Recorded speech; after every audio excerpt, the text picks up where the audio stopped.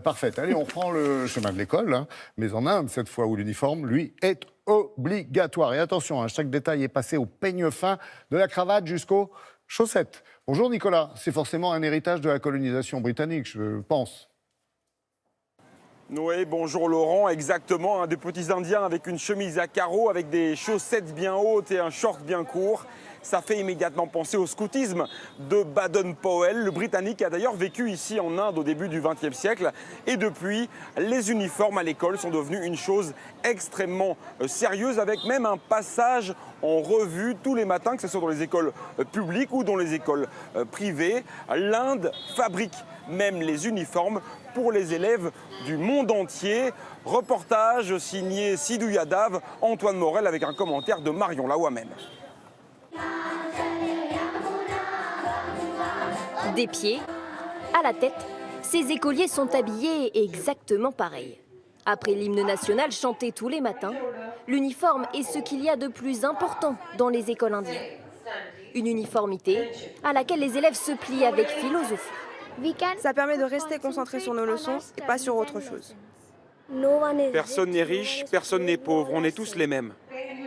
Avant d'entrer en classe, c'est l'inspection des tenues. Ton uniforme, regarde ton col, il est mal mis. Ceux qui n'ont pas les bonnes chaussures ou n'en ont pas, les filles sans serre-tête sont mises à l'écart. Ils vont devoir s'expliquer. Tes chaussures, elles sont où? Pas de punition, juste un rappel à l'ordre. Nous ne les punissons pas. On leur rappelle, comme ça ils se sentent fautifs. Et à la fois d'après, ils viennent avec leur uniforme impeccable. Alors au moment de faire les achats pour la rentrée, pas question de déroger à la règle. Ça c'est une ceinture spéciale, tu ne peux pas mettre la même que tous les jours?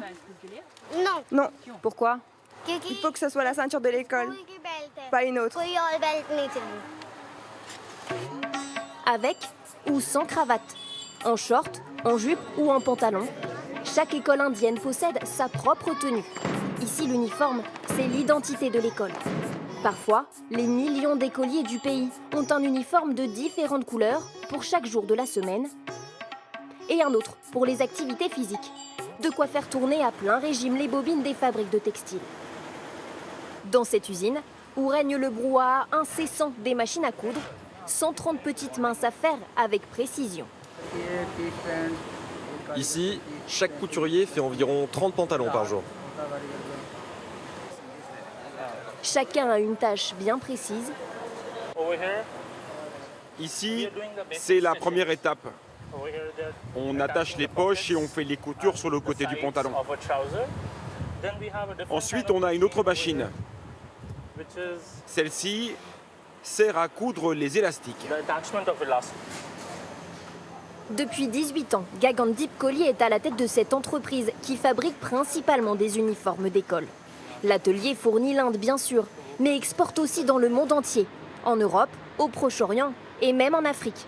Chaque pays a ses exigences. Ça, on l'envoie en Espagne et celui-là, c'est pour le Congo. Comme on peut le voir, le tissu est différent. Au Congo, ils sont plus demandeurs de polyester. Celui-là est plus léger, les couleurs sont très vives. L'Espagne est connue pour ça. Chaque pays a ses propres demandes. En Europe, ils préfèrent miser sur la qualité, une meilleure teinture. Des uniformes du monde entier, issus des mêmes bobines de fil, pour qu'en apparence au moins, tous les enfants du monde soient égaux. Là, en Inde, on a carrément affaire à des spécialistes. Merci beaucoup.